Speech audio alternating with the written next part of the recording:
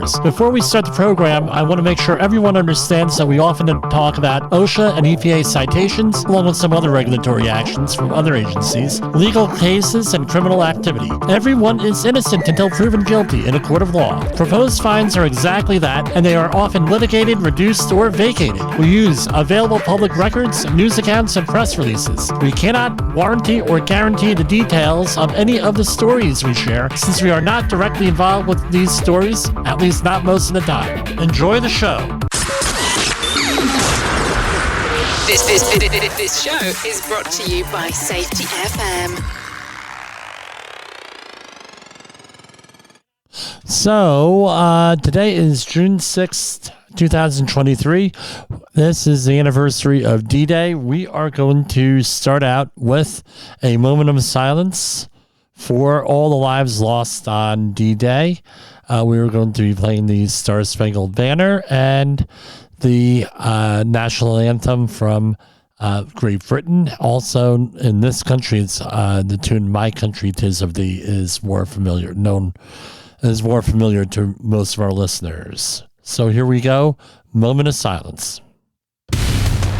Oh, sorry, guys.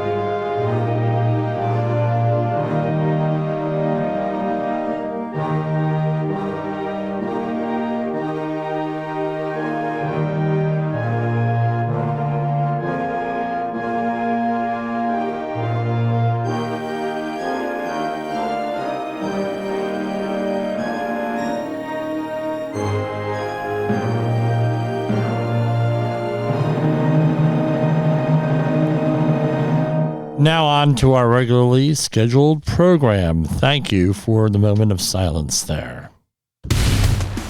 And welcome to Safety Wars, from the border of liberty and prosperity and the highway to the north, right here in beautiful Clarkstown, New York.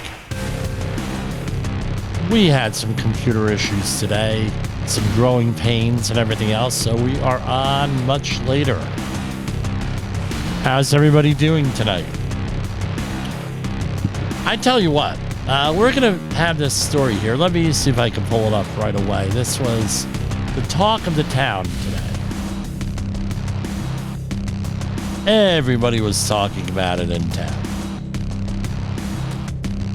What was that? You have those forest fires up there in Quebec, all the way up north up there. And it's, let's see the story here.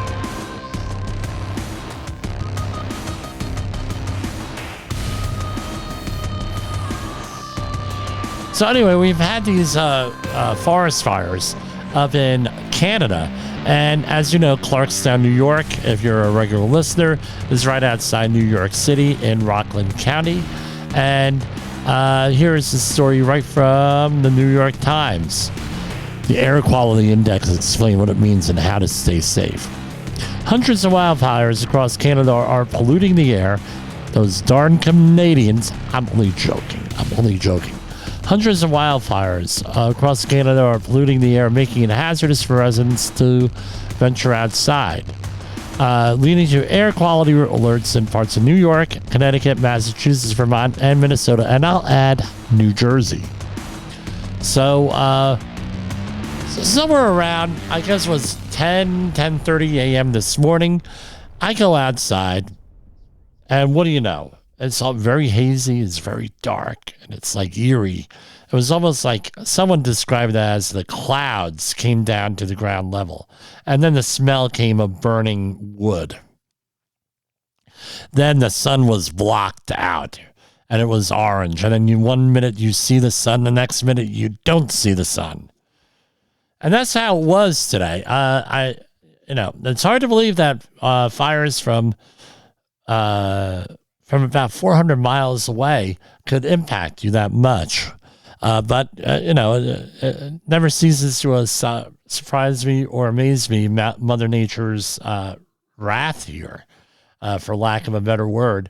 A lot of activities tomorrow are stopped, the outdoor activities for the local school district here and everything. So my kids participate in field day for the with their schools, right? A day of fun and games outside in the sun. Well, they don't want to send anybody out there into the smoke, right? Let's remember the people up in Canada that are impacted more directly than we are down here with this, and I hope things work out for them. So we're going to get into a little bit of politics here, because it's now I have some commentary here on safety issues here, immediate ones over here in New York City. And I wanted to point them out. Adams floats ideas of New Yorkers, that's Mayor Adams, of housing migrants in private residence. So as we know, New York City is a sanctuary city for migrants, illegal aliens, as they're legally called, and whatever you want to call them, immigrants, what have you. They're human beings that deserve some respect, right? Made in the image of God. So he wants to say, hey, float the idea, why don't we put them in private residences? So let's say that you have room in your residence to house one of these individuals. I think we're asking for problems here. Most of these people are peaceful, looking for a better life, but some of them are not peaceful and are looking for a better life nonetheless. Their version of a better life. Do we really want, how would you feel there where you're going to be putting people into your private residence? I mean, we, believe it or not, we do have an amendment to the Constitution when it talks about quartering troops in residence. So one of the issues around the Revolutionary War was when the British Army would come into town, they'd take over homes, and you'd have to, if you were there, you had to give it to them. And now the Third Amendment is one of those amendments that I don't believe has ever been litigated from based on the information I have. But here we have a situation where, hey, we're going to pay you to house a migrant person. And it's a lot of money. It's like 3 to 4 times is what he's proposing what you would pay for a foster child in the home, that foster parents get paid. He's saying, well, hey, we're in, people are short on cash, you need a little bit of moolah, why don't we bring those in there? I mean, how close, no, how far away from me with from the old domino theory, where now soon they'll be requiring people to house residents because there's a housing crisis. I don't know. I know. I think we're going on treacherous ground here in the safety war, and that's for your own safety. Who are a lot of these folks? Here we have another thing. Syphilis cases at highest level for 75 years in England last year. Figures also show gonorrhea diagnosis rose by 50%, the biggest increase since records began in 1918. Well, I don't know. Maybe if you keep people locked up for a while, they come out and, that sort of thing might happen. You start to go out there and, you get, I don't know. Seems pretty obvious to me, There we go. Sound effects. Some follow-up, right? We have a lot of comments on here because we have new presidential candidates out there. And there's a whole bunch of reasons why you want to run for president. One of them is to actually win. Hopefully you're trying to win. The second way is to spread a message, right? And the third thing is Operation Chaos, as one former radio talk show host, rest in peace, had called it, where we're going to just call it chaos. So Chris Christie says right here, this is some of his speech, and you have to have a little bit of a memory here of recent politics to know where he's getting at. Speaking in front of a large American flag, Christie, age 60, made the announcement during a town hall at St. Anselm College in New Hampshire. He promised some straight talk from New Jersey. Interesting choice of words there, Governor Christie. By the way, full disclosure, I met him several times when he was governor. Nice guy, by the way, very polite guy. He's the kind of guy that used to write thank you notes in school, apparently, and everything. He was good at writing thank you notes and had manners and everything when he was growing up. And then what happened was, if you, my opinion, no, not the station's opinion, because I was involved in politics here, I had to give some commentary here. I'm compelled to. If it weren't for two things, the Tea Party in 2009, which, by the way, I was a part of, and which was taxed enough already. It started as a tax movement, and then it morphed into something else once the political animals got involved with it, and then I wasn't involved with it. And the second one was Chris Christie. If we recall, Chris Christie, a little bit of a heated temper. Him and Trump were like birds of a feather in a sort of way. Loud, bombastic at times, antagonistic. Didn't take Guvno or Rohat, as they say in Romania, from anybody. And he went, and this is what he ended up. How he paved the way, right? And a lot of those people in 2009, when I ran for assembly in New Jersey, we paved the way for a lot of people to pick candidates that were not necessarily mainstream candidates. And we all had pretty much the same message. We were taxed enough already. So here we have, getting back, we're going to circle around to Chris Christie now. Speaking in front of a large American flag, right? He says, some straight talk from New Jersey. When Trump was president, who was one of the people that he had problems with? Let's think. Senator John McCain, right? The war hero, Senator John McCain. Came from a long line of Navy people, very, very high-end Navy people, right, where ships are named after them, that sort of thing. What was John McCain's thing? Straight talk.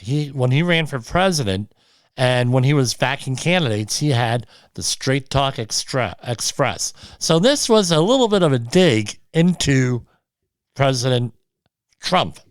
So I'm getting back and I'm getting out that microwave buttered popcorn, or maybe I'll make regular popcorn without all those chemicals in it, and sit back and watch here, because I tell you what, I don't know how entertaining this is going to be or not with all these candidates here. This is going to be very interesting. I'm going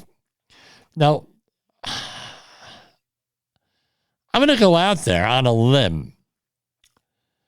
I'm going to contact some of these candidates, see if we can get them on the show. I don't know. They may do it. I'm going to see what's going to happen here. I think at least one of them will bite on here, especially the smaller campaigns. What do you think? Drop me a line, jim@safetywars.com.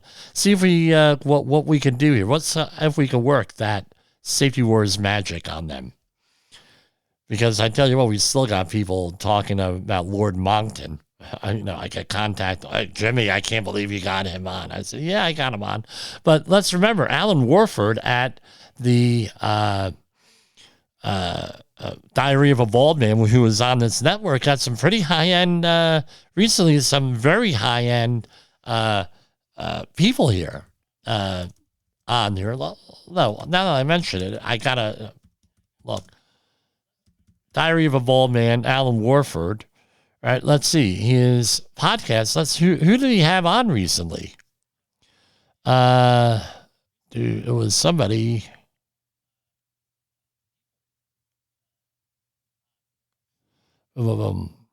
He had interviews from. Here, Diary of a Bald Man. I'm sorry, guys.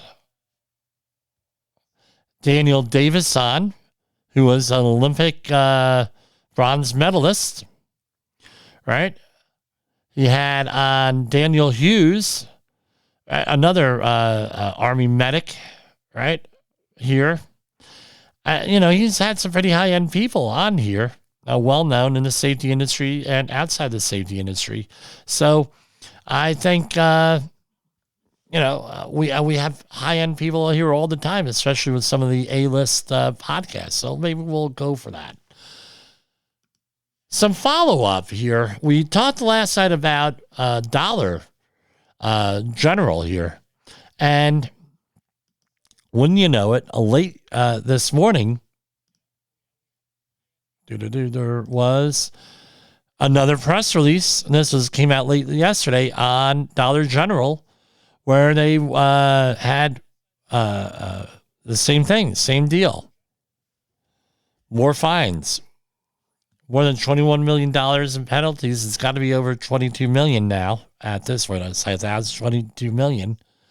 Here's another press release. U.S. Department of Labor invites businesses and workers to share best workplace safety and health practices.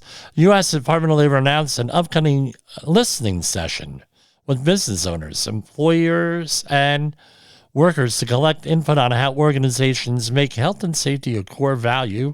This is going to be next week at in person and online in Washington, D.C. You can check out the OSHA website. They have a whole thing in here. What are your things with guiding principles? And they're looking. There's a good impression, good thing in it. No, sharing knowledge is a good thing. That's what we try to do here. Federal workplace safety inspectors find Illinois contractor continues exposing roofing workers to deadly fall hazards, despite previous violations. I'm not going to mention the name of the company, but it's $66,000 in additional penalties. This tells you this is likely going to be a small business, just based on the penalties. Inspectors noted that the contractors failed to use ladders properly. And here, let's see. And they didn't pay their OSHA penalties before, which probably put them on the juvenile list here. I still talk about when they released the whole accident report from one place here. It was great on here. And then they took it off about 3 days later. Citation 1, item 1, employer did not initiate, this is serious, and maintain accident prevention programs. So this is 1926.20B1. They had no safety plan or anything. They had nothing, nada. 36,683. By the way, you give us a call, we could write you one. It's going to be less than $3,683. I can tell you that. Citation 1, item 2. Serious. This is a fire extinguisher. Fire extinguisher was not provided within 50 feet of wherever more than 5 gallons of flammable or combustible liquids or 5 pounds of flammable gas are being used on the job site. So no fire extinguisher around an air compressor that was being used. That was $5,156. Now, I have to back up here with fire extinguishers. People think they're going to go out to the local store and buy a fire extinguisher. Has to be the correct one. Number one. This is minimum 10 pounds. Usually most of the jobs, or 10B, right? Usually, V for class V, flammable or combustible liquids, right? And usually it's ABC people buy, and they're 20A, 5BC, whatever it is.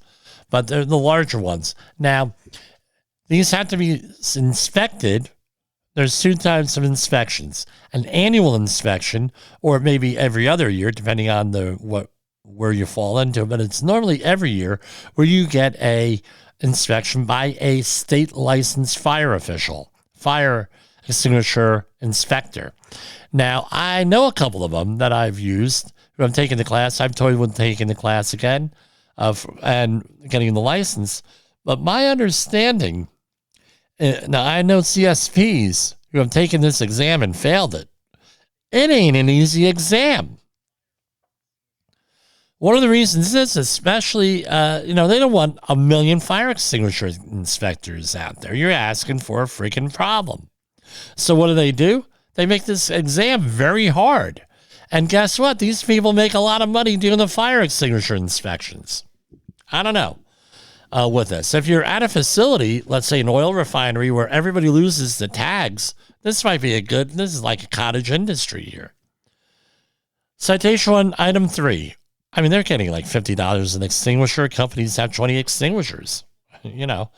Tried to do this with somebody. I tried to hire her. I said, look, I'll make the connections. You do the inspections. Give me a piece of the action. Didn't want to do it. Okay. I said, look, I'm insured. We can do this. Oh, no. We ain't doing it. Okay. No. He could have bought a new car at the end of that job. And I mean, a nice car. We're not talking about a used Yugo from 1983 here. The employer did not provide training program for each employee who might be exposed to fall hazards. Again, we offer OSHA authorized user training here. 36 for fall protection. Fine $3,600. Here we go. Another one. Item 1, number 4. Again, no ladder training. That's usually included in the first kind of training. Now here we come. Repeat. Serious violation, $7,300 and change. Basically, no competent person making inspections or anything else. And remember, that has to be in writing somewhere. Citation 2, item 2, type of violation, repeat, serious, no eye or face protection. $14,733, that's a repeat violation. Citation 2, item 3, guarding electric power circuits. Probably on a roof, you have things that need to be insulated, weren't insulated. Citation 2, item 3B, another repeat serious one, 0. Was an assessment as to if employees could contact any part of an energized circuit. And citation 2, item 4, $10,000 and change here. Again, fall protection, 6 foot or higher. You need some type of fall protection. That does not necessarily mean harness, lanyard, and an anchorage point. There are other things that can go in there, like railings.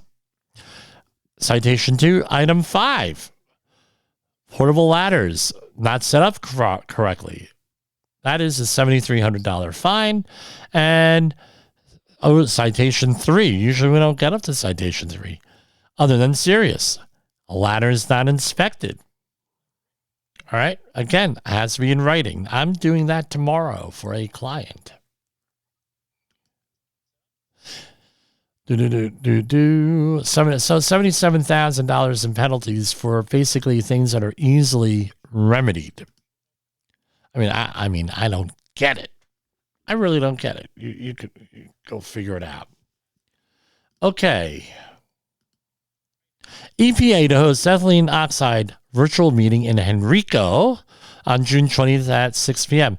This is in Henrico County, Virginia, to share information about the health risks of chemical ethylene oxide, or ETO. The community meeting will take place virtually on June 20th at 6 p.m. During the meeting, EPA staff will discuss revised risk information related to sterilization services of Virginia Commercial Sterilizer Facility located in Henrico, Virginia. So that's good. The community has concerns, and they're having a meeting there, so you can check it out. I'm reading off the EPA website here. EPA Region 7 presents a $2 million check to the city of Keokuk, Iowa, after selection for Brownfield's grant.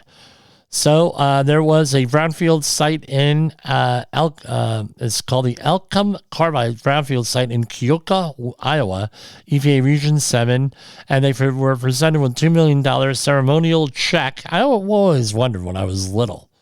They have these big checks and everything. I said, imagine going to the bank with one of those. Here. Yeah, I definitely can't get it through an ATM.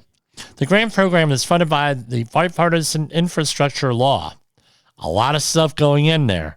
So they're going to be cleaning up the site, apparently, and is under continued remediation or something like that, contaminated with polycyclic aromatic hydrocarbons. That's like your creosotes, things of that nature, metals and inorganic contaminants. So that's without carbon. Grant funds will be used to support community outreach. And they're trying to, I've worked a lot of these brownfield sites. So the conversation we had yesterday with, and I did release it on YouTube on HAZWAFR training on 8-Hour Supervisor. And we did do the other one with Dollar Tree. So we made it simpler for you. It's all released here. They, was along the lines of, those are brownfields. Now, the question is this: you need 40-hour HAZWAFR training to work on a brownfield? Possibly. We can make that determination for you. So I'm going to take a drink here. We're going to go into a commercial break. In the professional safety community, communication and planning are just a few keys to your program's success. The question many practitioners have is, where do I start? Dr. Jay Allen, the creator of the Safety FM platform and host of the Rated R Safety Show, has built a global foundation to help you along the way. Go to safetyfm.com and listen to some of the industry's best and most involved professionals, including Blaine Hoffman with the Safety Pro, Sam Goodman with the Hop Nerd, Sheldon Primus with the Safety Consultant, Jim Pozell with Safety Wars, Emily Elrod with Unapologetically Bold, and many others. As individuals, we can do great things, but as a team, we become amazing. Dial into safetyfm.com today and surround yourself with a powerful force of knowledge and support. OSHA recordables, catastrophic losses, environmental disasters. You want answers? So do I. This is Jim Pozell with Safety Wars. That's my daddy. Yes, I am your father. Okay, some more EPA news. Biden and Harris administration invests $150 million in funding to responding to the drinking water emergency in Jackson, Mississippi. EPA funding is first awarded of $600 million total secured by Biden-Harris administration for Jackson's water system. Now, what would be nice if they could start with criminal convictions of the people who let this get this far out of hand? That would be great, because guess what? You had people drinking freaking contaminated water. right? They're saying environmental justice thing, and yeah, it is. This is a part of environmental justice when people in government don't do what they're supposed to, and now we have people poisoned. For years, they've been under a water emergency here, mainly for lead and some other stuff. I think Flint, Michigan, they give people a slap on the wrist. They get, Shrek out there. Oh, not so, that's what's such a bad thing to do. Don't do it again. Blah, blah, blah. That's my daughter there. But she gave me that for my birthday. But anyway, it's like, come on, guys. Yes, for you listeners there, I was holding up a Shrek doll for my daughter. But anyway, it's like, come on, guys. What are you doing? Really? Your charge was protecting the public. Protect the public. Now this, again, I'll give my commentary here, controversial as it is. The problem here is this. You have people with highly specialized information, right, that are involved in things. And that's just the way things have evolved in our country here. So I had a teacher in high school that used to laugh and joke about the left-hand specialist or the right-hand specialist. No, that's not a dirty connotation there. Right? People getting so specialized, and he saw it back in the 80s here, right, with things. And what we need, as what Joe Bast of the Heartland Institute, former president, told me, we need generalists, Jim.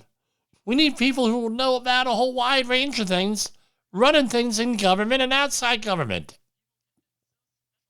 That's why I have the background I do in safety and in environmental policy and things of that nature. So we have a broad sense of what's going on. That's what the advantage of a policy analysis background is with this, And what happens is that, I'm going to assume they're well-meaning people in this system here that were in charge of these water systems that failed. We'll assume that. What about, right? What about they have no knowledge of what goes down in the infrastructure and how things work? The whole systems analysis. I think that's where part of this problem is with all this stuff. I don't know. It's just one of those things with this. I mean, at a certain level, I hope there was, if there hasn't been, there should be a grand jury, even a federal grand jury, to investigate all this stuff and start charging people here. With this, we had our own situation in New Jersey, where I'm from, Cliffwood Beach, in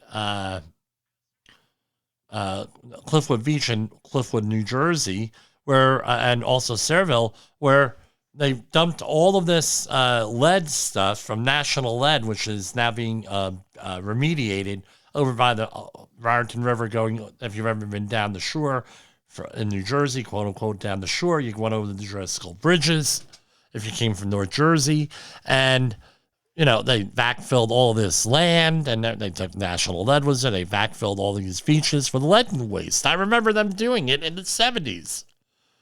As a young kid, one of my early memories, because they were building jetties in Morgan, New Jersey, and they used all this lead contaminated waste. And they had that was like the first beach on the Jersey Shore, right? Morgan and Cliffwood Beach. And people would go down there swimming in lead. The investigators found a letter from National Lead to Sayreville and to Morgan and all those communities down there. Don't use this stuff for backfill. What do? They got it. They use it for backfill. Nobody held responsible. Oh, well, that evil National Lead. Okay, maybe they were liable. They had stuff. Okay, I get it. Nobody's guilt-free here. But then no mention of what the county did and what the people in charge of the beaches did over here. What they, oh, well, we'll forget about it. No, sovereign immunity. Who cares? Sovereign immunity. With environmental issues, that's something that needs to be done away with, in my opinion. So, MSHA news. We don't do MSHA news here because they're not like releasing press releases. So, this is like a PR release, I would call it, from MSHA, which is good. That's good. They're doing a PR release. So, the U.S. Department of Labor announced today, and this is from May 31st, that it's MSHA, Mine Safety and Health Administration, completed impact inspections at 20 mines in 15 states in April 2023 and found 330 violations. There were, compared to this entire year, where there were 914 violations identified since the first of this year from the agency. The agency opens impact inspections at mines that merit increased agency attention and enforcement due to poor compliance history, previous accidents, injuries and illnesses, and other compliance alerts. MSHA began using impact inspections after an April 2010 explosion in West Virginia at the Upper Big Branch mine that killed 29 miners. So what did they find here? Boom, boom, boom. Let's see. Do they give me a link? Yes. Hold on. Impact. Oh, they have a whole thing with inspection results here. And if this were at all readable, right? And I'm not familiar with MSHA stuff, but basically, well, they have a nice little spreadsheet here with this naming the mine, the citations, and exactly what they are. So this is probably worth. Now, I was asked over the weekend, not this past weekend, but Memorial Day weekend, if I did MSHA work. And no, I don't do MSHA work with that. My understanding is that it's extremely lucrative. It should be. Okay, the Epoch Times, that's one of our sources that we normally use. It's run by the Falun Gong people of China. New study links heart attacks with accelerated cognitive decline. Well, yeah, you're getting less blood flow, and yeah, that might have cognitive decline, I would think. A new study found that people, this is from Johns Hopkins Medicine, from JAMA Neurology, Journal of the American Medical Association Neurology, examined the impact of a heart attack on overall cognitive function, memory, and brain skills known as executive functions, such as the ability to follow multi-step instructions and display self-control. 6 to 13 years of cognitive decline. Wow. Accelerates it by 6 to 13 years. For researchers found that having a heart attack did not affect those 3 cognitive measures that they were doing that we just mentioned immediately following the event, rather than impacted long-term brain health. I think that the stress of having a heart problem would cause an impact on brain health. But what do I know? Here we go. CDC alert. Virus outbreak on cruise ship leaves over 150 passengers sick. The U.S. Centers for Disease Control and Prevention reported that more than 175 people were sick with a norovirus during a recent Celebrity Cruise Summit cruise to Bermuda. Now, this is what I remember a number of years ago. We had a couple, and this is going way back, from my old church that went on a cruise. I don't know what the cruise line was, and it was all over the news every day. Norovirus. And it was like more than this. It was like hundreds of people more than this came down with that. And we get in contact with them. Their daughter gets in contact with them, and they're like, oh, we didn't hear anything about it. Well, it's all over the news. It's on your ship. They said, we didn't hear about it. Okay. Very good there. All right. West Coast processing slows down following worker disruptions. This is going on the West Coast now. Here, right? They got the writers' strike. Now there are reports that the actors and actresses might go on strike. And I tell you what, usually I'm against strikes, but they have a freaking good point here, right? With this the artificial intelligence stuff here. I mean, it's scary, man. There's now it's going to, right? We know the digital cameras, especially with these things on the darn cell phones, they'll have really negatively impacted photography work because now everybody could be a photographer. I know one woman, she went out there and she took a couple of courses in photography with this stuff.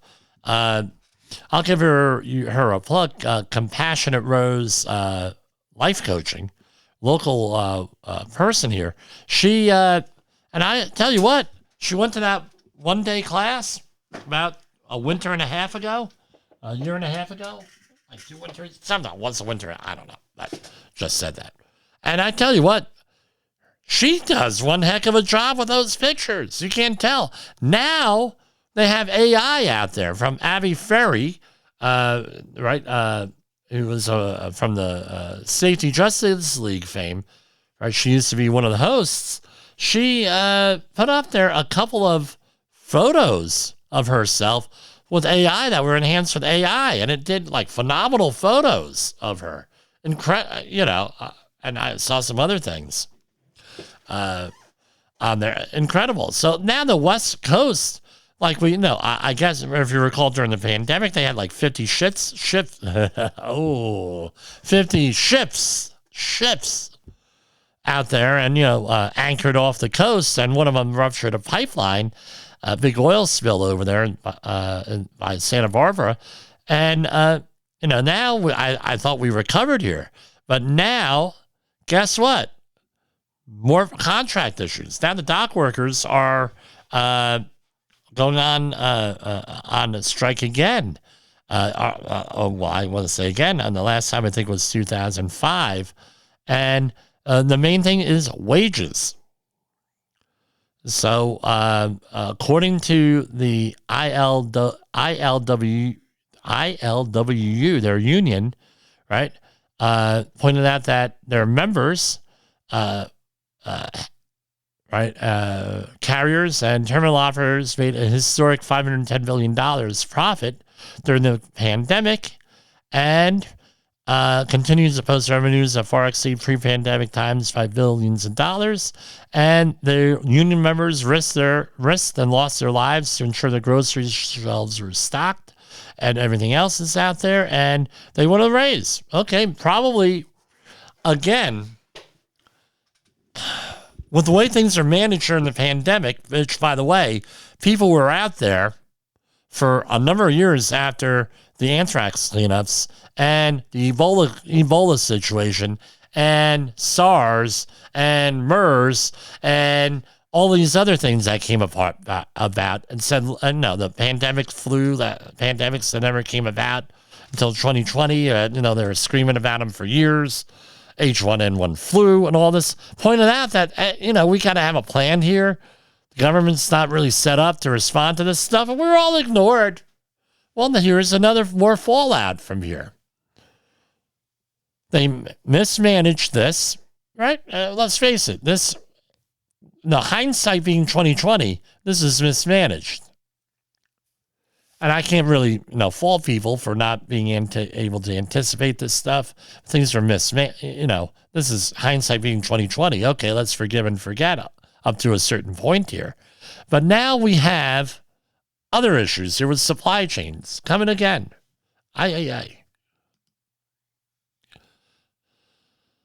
Another one, toxic chemicals used to make plastics found in many over-the-counter medications. So, where is this coming from?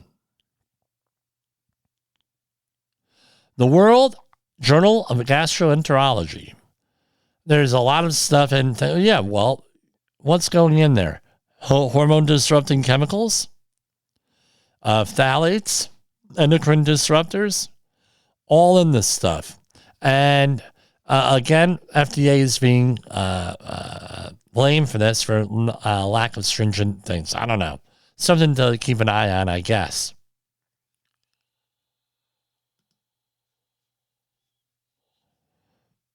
I hate it when I have these things set up And now, GOP lawmaker says FBI afraid their Biden informant will be killed if unmasked. Unmasked means exposed. Florida GOP Representative Anna Paulina Luna revealed on Monday evening that the FBI is afraid that an informant who brought the Bureau information regarding an alleged bribery scheme involving then Vice President Joe Biden would be killed if unmasked.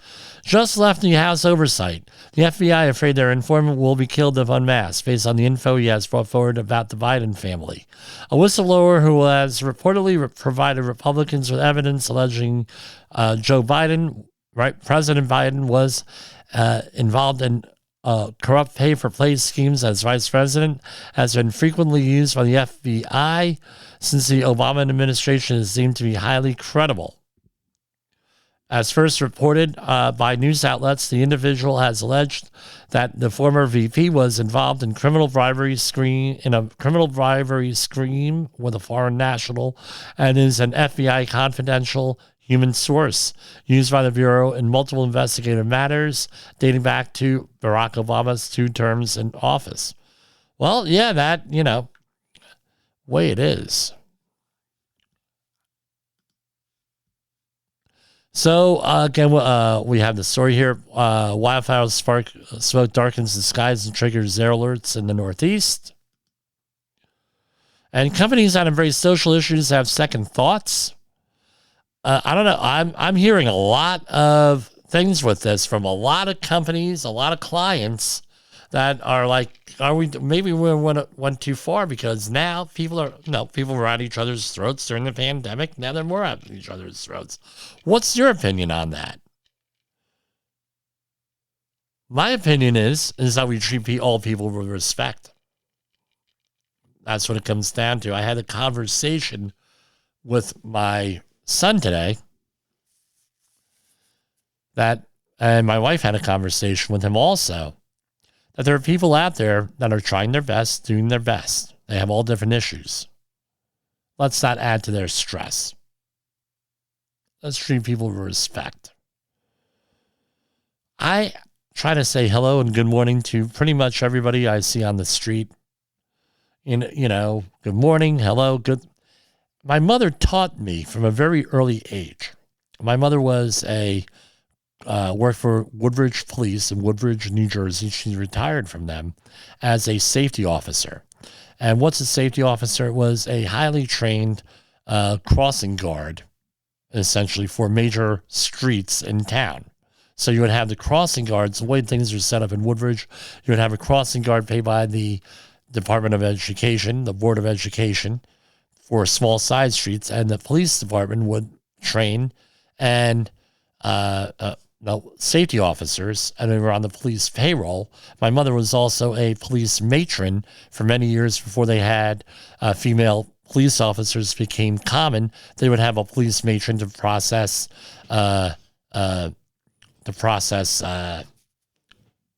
suspects, female suspects. And by the way, the whole transgender thing been around for a long time. Big issue that my mother had to deal with a couple of times. But anyway, she said, look, as a safety officer, a school safety officer, the only positive interaction that many of these children had, and this is the 70s, 80s, and 90s, I believe she retired just after 9/11, early 2000s. Some of the only positive conversations that these children have is with her. And there's usually 2 or 3 or 4 people, usually girls, sometimes boys, that had problems at home, had nobody to talk to about the problems at home. Very limited school resources. My mother, with her life experience, since I went through it on here, and having 4 boys, one with special needs, that's me, was able to talk with them. Years later, for years, people were contacting me on Facebook. People were calling her up. People, when she was still working, people came with their students to get crossed by my mother. Said if it weren't for that positive attitude, if it weren't for you counseling me, I would have ended up in a much more bad place. The biggest one was, my mother had pride, was where a girl came back. She was one of these girls that like disappeared. Like you see her in high school and all of a sudden September comes, she's not there anymore. And what happened was she got into a little bit of trouble and she went into a military academy and a military school of some sort, a military setting, and she joined the Marines. And she came back when she was 19, and she had rank. She was, and whatever it was, came in her dress uniform to salute my mother because of that. So you don't know what people are going through, and you have to have things, and this is along the lines with people who you may not agree with, people you work with, whether they're LGBTQ plus or any other situation. Have respect. You're there at work to get a job done. Get it done efficiently, get it done profitably for your company, have loyalty to your company. Don't necessarily have to like everybody. You don't have to get, you have to get along with them. It helps. But let's show respect. Let's show getting along with, positive energy, things of that nature. It goes a long ways, a lot further. The other thing is this. There's a lot of hatred going on. A lot of hatred. If you're trying to get people to come to your side, doesn't matter what side of this issue you're on, antagonizing them, name-calling them, getting into fights with them, having fisticuffs, it does not do your side any good at all. Friendly debate, things of that nature is one thing. Going out after each other doesn't work. And I'm going to lament that. Right? This will be buried in the podcast. I'm sure someone will come back, well, Jim, blah, blah, blah. Well, yeah, whatever. Everyone's got to get along. Calm down. Peaceful. Get along. Russia and Ukraine, have respect for each other. See it from the other person's point of view. Don't be so hard. Be kinder. Being kind doesn't cost anything. So apparently they're screaming ecocide in Ukraine. Famous quote from a military leader. I'm not exactly sure who it was. I've heard it from several military leaders. What is the military's purpose? Military's purpose is two things: to break things and kill people. So who would have ever thought that during a war, a dam, which is a strategic thing, would get hit? Who would have ever thought that? Well, it happened today in the Ukraine. Russia and Ukraine trade blame for destruction of Kakhovka Dam and power plant. Now, I have a little bit of experience here because the little dam that at the lake where my parents owned a house almost was in danger of breaching because of lack of maintenance. And I tell you what, you want to talk about, you can go to jail if you're in charge of maintaining a dam and it doesn't get repaired in this country. Good chance that you're going to go to jail if it breaches. And this is just for a little dam. They were estimates on how much damage of that dam breached, and then they drained the lake, this and that, and rebuilt it, and we all lived happily ever after. And here we have, I'm looking at this Kakhovka Dam, the footage here. Wow. This is like a raging river. Everything is getting flooded down below. Thousands of people at risk, impacting the power for the whole grid in that region. Big deal here. And everyone's blaming each other here. Again, a lot of, I don't even know where that would begin. Here we have an indoor air quality problem. A woman sued to stop her neighbor from smoking marijuana, that's marijuana, and won. A D.C. judge has ruled a man who smokes medical marijuana in his apartment must stop after a neighbor complained that the odor from his marijuana crept into her home and caused a nuisance. Judge Ebony Scott ruled late Monday that while the Josefa Ippolito Shepherd cannot prove she is entitled to damages, she successfully made the case that the smell is a private nuisance. And Scott ordered Thomas Cackett to stop smoking. Scott said that Cackett is licensed to buy marijuana, but he does not possess a license to disrupt the full use and enjoyment of one's land. This is a whole property rights issue, right? If the smell never left his hand, his area, guess what? No problem. Now it left. Now you have a situation. My daughter asked me about that over the weekend. When I pointed out a piece of land owned by the government that was not being used well and was basically horrible. I mean, no forestry done there or anything else. No modern farms. And I said, well, Daddy, why is it like that? Well, an economic concept called lack of property rights leads to inefficient use. And there are no property rights. You have an inefficient use here. And I explained what that meant. If you don't own it, you don't take care of it. Real short. And she got that. What makes me laugh is that 2 weeks ago, she asked me about how things are priced. And I explained to her how things are priced and went into some economic theory, supply and demand with her. And she was like, oh, really? And it turned out, no, she's 8 years old asking, and she had questions, intelligent questions. And I said, 8 years old? Economics questions, macroeconomics, pretty darn good. Yeah, that's my daughter that is on the little promo here. Here's another threat to our democracy here and to Western democracy in general and us in specific in the United States. This is a report by Chris Talgo from the Heartland Institute. And as you recall, we interviewed the president of the Heartland Institute here earlier this year. Being Nation's report card, only 13% of 8th graders are proficient in U.S. history. Okay, so I had a professor when I took a class in college called Black Power, William James, professor emeritus from Richard Stockton University now. He's retired. I hope he's still alive because I tell you what, he had a lot of good ideas, a lot to say. He said, if you want to take away a country and destroy a country, there are 3 things that you need to destroy. Number 1 is the language. Number 2 is the history. Number 3 is the religion. Those are the 3 things.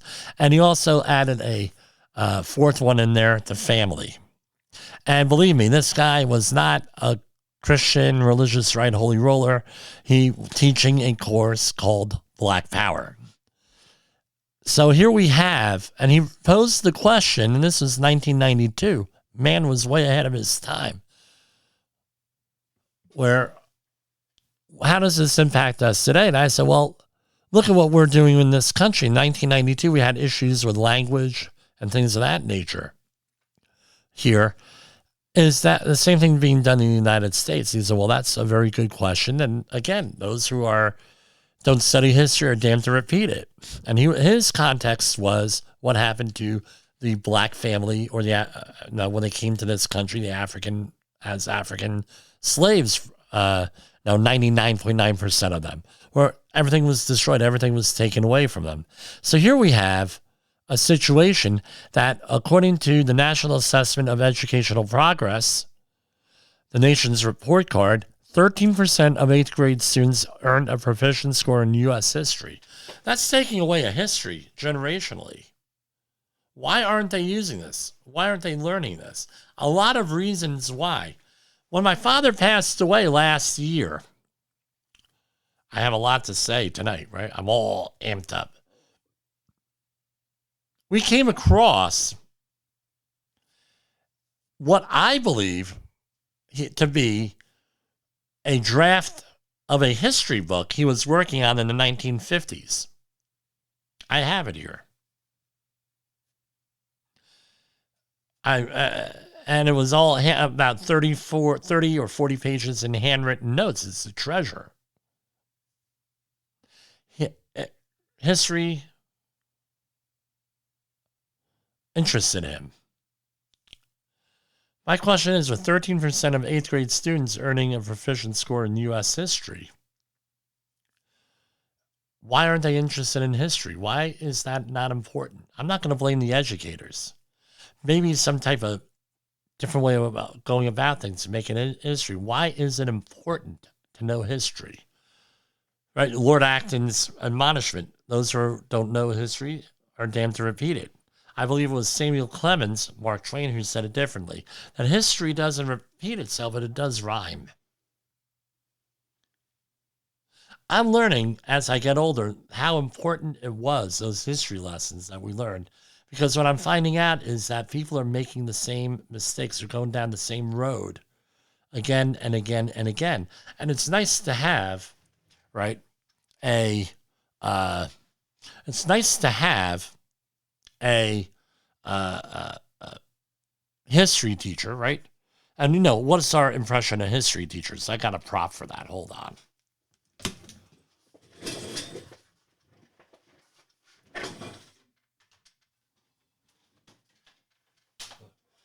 Right. This is the impression of history teachers, right? Of college ones, especially, you know, skull and bones type stuff.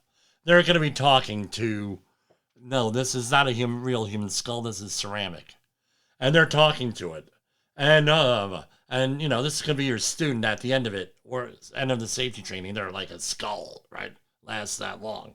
And they're talking to it, sort of thing, right? And, you know, they look intelligent and, you know, this sort of thing. This is a parody, right, of what things are. History is not exciting for a lot of people, for a lot of reasons. Maybe we need to change things up a little bit, teach people why it's important. Because I tell you what, you don't learn history, you lose the country, you lose the culture. Okay, the prop didn't work, but at least I got it, right? You weren't expecting that one, I guarantee it.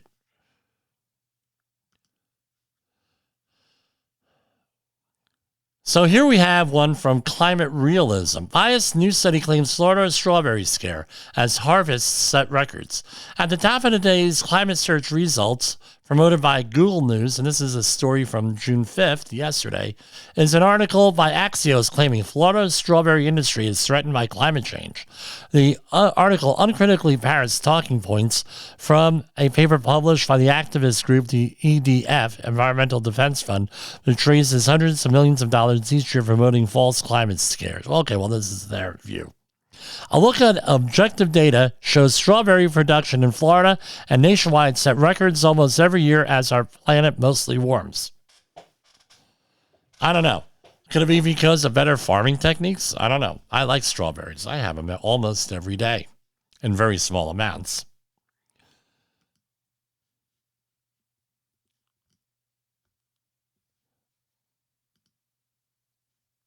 Okay, we're going to start wrapping it up here.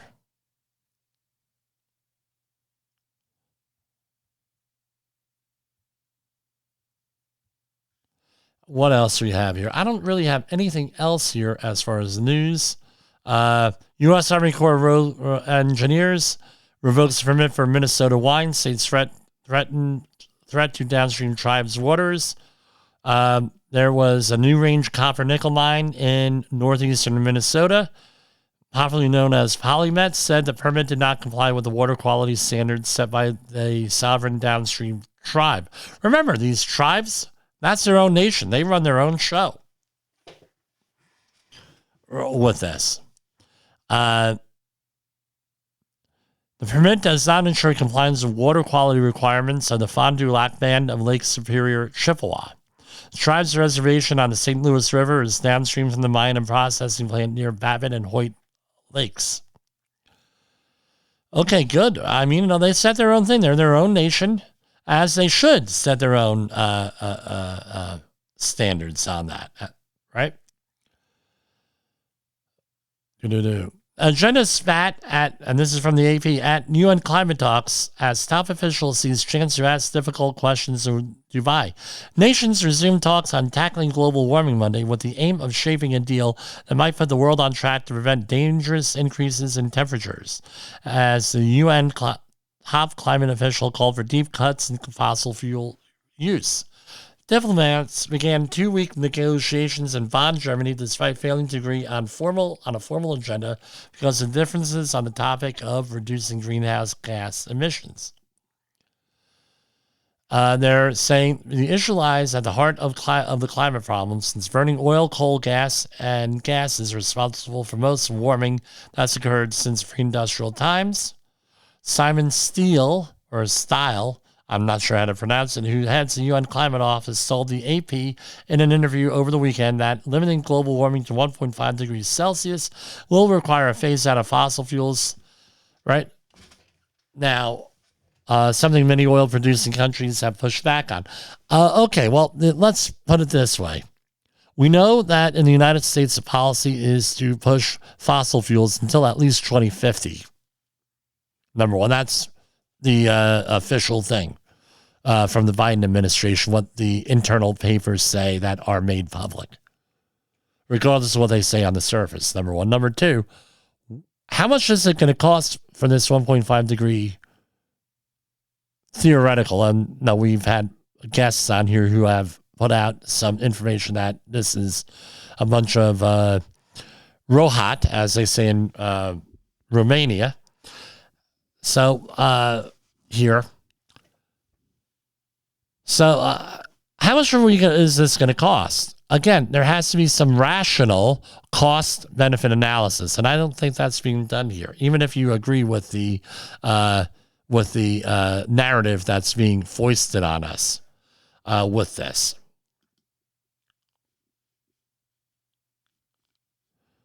And what else here?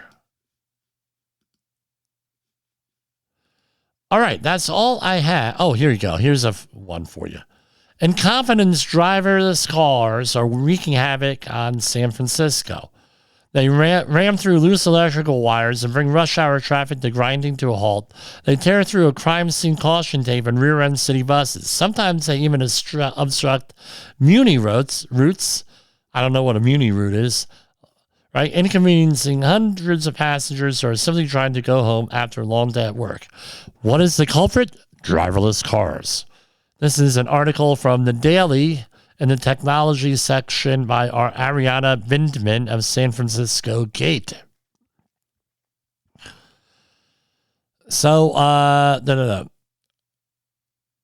driverless cars, which are quite common, have been touted as life-saving solutions by Cruise and Waymo, two local tech behemoths. But the rigorous training that these cars must undergo each day is still annoying and endangering San Franciscans who don't sign up to become the multi-billion company's unpaid lab rats. In 2022, the California Public Utilities Commission authorized Cruise to deploy 30 autonomous vehicles or AVs for passenger use throughout designated regions of San Francisco, and so the company could charge for those rides. 5 months later, Waymo was authorized also. So apparently there's some problems. So now they added more cars, going on. And they have a mind of their own. Oh, who would have thought? Right? I mean, some people say they're good and not bad. I don't know. What do you think? What's scary is that I'm flipping through this story here and I'm recognizing some of the landmarks here.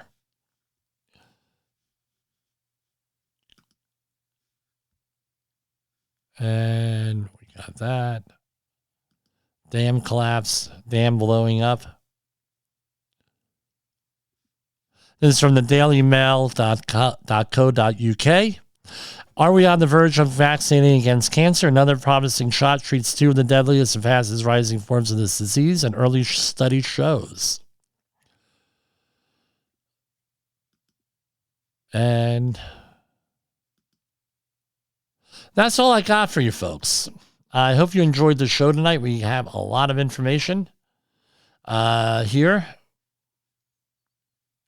And again, news and views. For Safety Wars, this is Jim Posel. We're going to go, if you need health and safety consulting, give us a call at 845-269-5772 or contact me, Jim at safetywars.com. Listen to the show, like us, share us, whatever platform you're on, wherever you see us on social media. For Safety Wars, this is Jim Posel. OSHA. Oh, there we go. Safety Wars is streaming now. SafetyFM.com. The views and opinions expressed on this podcast are those of the host and its guest and do not necessarily reflect the official policy or position of the company. Examples of analysis discussed within this podcast are only examples. They should not be utilized in the real world as the only solution available, as they are based only on very limited and dated open source information. Assumptions made within this analysis are not reflective of the position of the company. No part of this podcast may be reproduced, stored in a retrieval system, or transmitted in any form or by any means, mechanical, electronic, recording, or otherwise, without prior written permission of the creator of the podcast, Jay Allen.